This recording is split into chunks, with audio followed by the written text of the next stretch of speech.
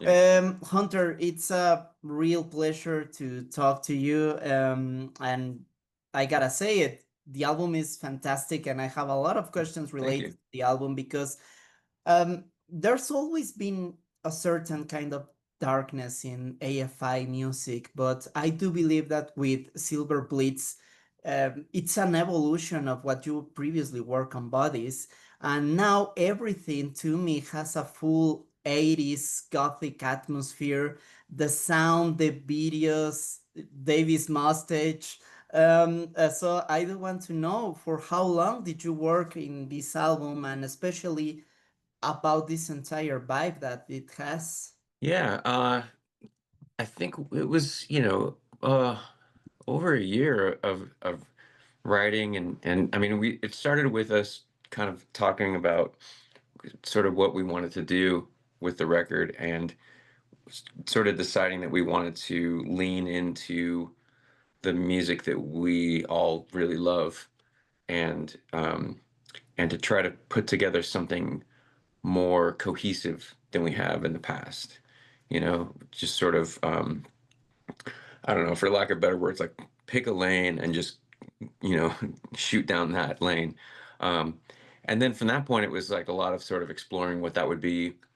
Um, and then as the songs came together, it sort of started to shape the direction and sort of, I don't know, point us towards where we ended up eventually. And it ended up being like darker stuff that we all really liked. And even I don't know, even when we got to the point where we all sort of voted on which songs we thought we should record, it kind of it sort of could have taken a couple different shapes, but then between us all voting it, that sort of I don't know, that really solidified what we were trying to do. And then yeah, and then as the recordings took shape, it also like informed, I don't know, like the more we all sort of like uh really stepped into the music, the more it really took a life of its own. And it surely does feel very, very lively. So, Yeah. one thing that I do want to ask you, you already mentioned it, the music that you like for writing this album, and something that I feel while listening to it is, as I previously mentioned, all these Mm. influences from the late 70s and early 80s, and I do feel that that particular era has some of the best bass lines ever Yeah. in rock Yeah. history, in post-punk and gothic rock. And I do want to ask you, were you inspired by some of them? And also ask you, which are some of your favorites from that era? Yeah, I mean that's the thing. It's like a lot of that like a lot of that era has been influencing me as a bass player for my entire career, but the music that we've done hasn't been like I don't know, the proper outlet to showcase that. And so this for me was a really fun experience in that like as as I'm writing bass lines for these songs, um, if for the first time in a long time, the music that I've listened to outside of the band actually like, coincides with what I'm trying to write. So I could, a lot of times when I'm kind of trying to look for inspiration, I'll go for like a run. Um, and I listen to a lot of different stuff when I run, but it was just like such a great, I don't know, opportunity to like really lean into all of my favorite stuff. And then I don't know, yeah. So, but to cite some examples, which I know it's what you want to hear. um, No, it's perfectly cool to yeah, your routine. I'm a big fan of like Love and Rockets and Bauhaus. So,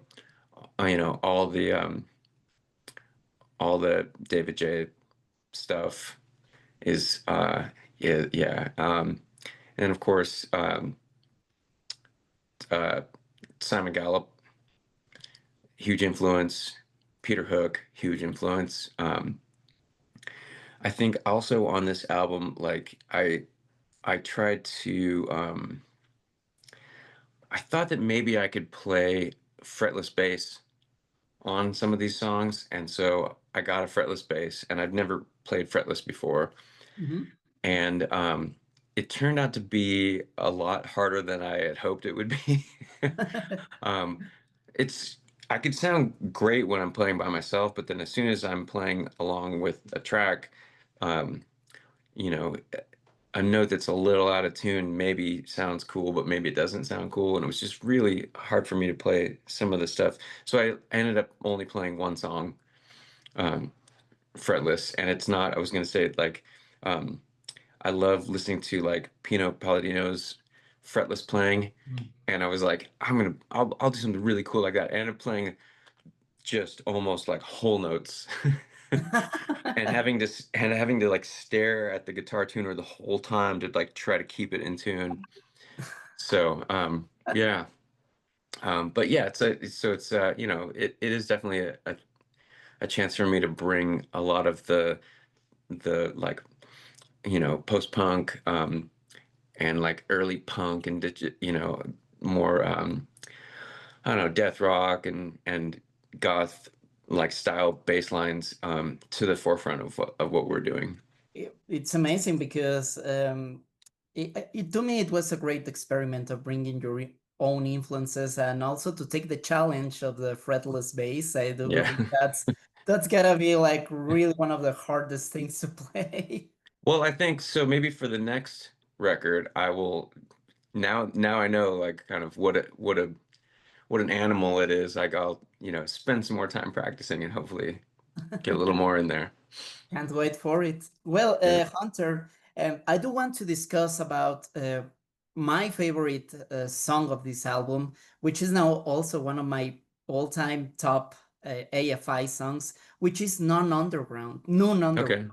It's such a magnificent song. Once again, the bass is killer. Yeah. David's voice in that is very macabre. It's really dense song. Can you tell me more about it? Yeah. I mean, I don't know. I just like it's kind of it's one of the wild cards on the album, if you will.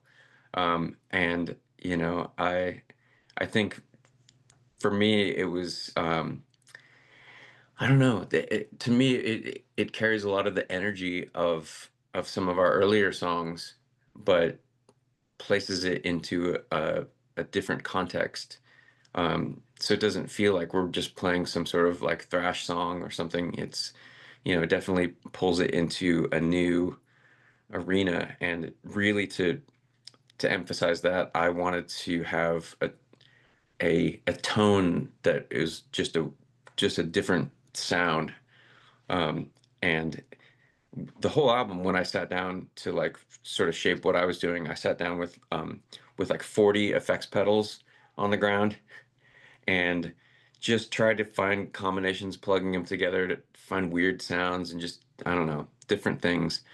And I think on that song, I ended up with like I don't know, maybe three pedals, but two of them were chorus pedals, but like Mm. different chorus pedals set to different things, both in line, so that it would just be a weird kind of I don't know, just a super unique sound. Um, and some of the songs, not on this song in particular, but some of the songs I even tried weird things um, like putting a little amp inside a big cardboard box and then miking the box just to get a Wow. little bit of a different thing. I don't know. It does So feels very, very raw in certain parts, and yeah. it's so good that you take the chances to do it.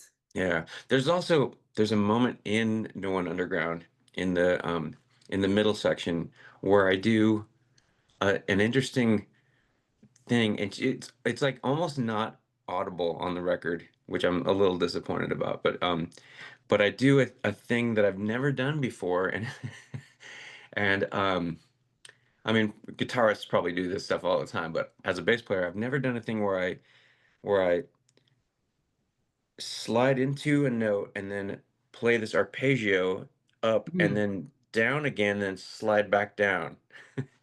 Oh, So it's like okay. it's like I said, that's probably the guitarists probably do that all the time, Yeah. but for a bass player, that's like that's I felt like, "Oh, I've done something cool."